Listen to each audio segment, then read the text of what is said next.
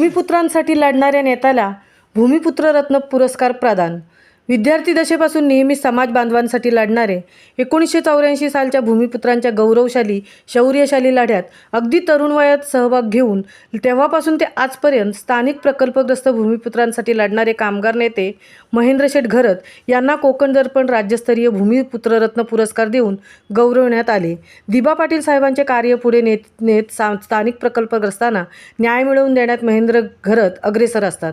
विमानतळ बाधित प्रकल्पग्रस्तांप्रमाणे न्हावा-शिवडी सागरी सेतू MTHL तसेच उरण नेरूळ रेल्वेमार्ग बाधित प्रकल्पग्रस्तांना 22.5% विकसित भूखंड तसेच एकरी 9 कोटी एवढा मोबदला देण्यात महेंद्र शेठ घरत यशस्वी झाले।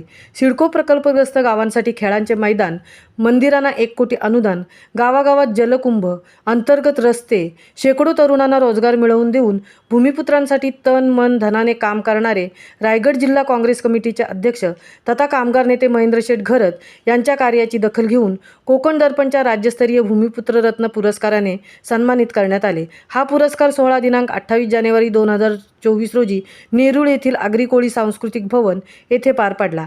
या सोहळ्याप्रसंगी माजी मंत्री गणेश नाईक, माजी खासदार रामशेठ ठाकूर, आमदार प्रशांत ठाकूर, माजी आमदार बाळाराम पाटील, प्रीतम म्हात्रे तसेच विविध क्षेत्रातील मान्यवर मंडळी उपस्थित होते। भूमिपुत्रांसाठी सदैव लढणाऱ्या महेंद्र शेठ घरत यांना भूमिपुत्र रत्न पुरस्कार मिळाल्याबद्दल त्यांचे हार्दिक अभिनंदन। महामुंबईसह मिलिंद खारपाटील, नेरूळ, नवी मुंबई।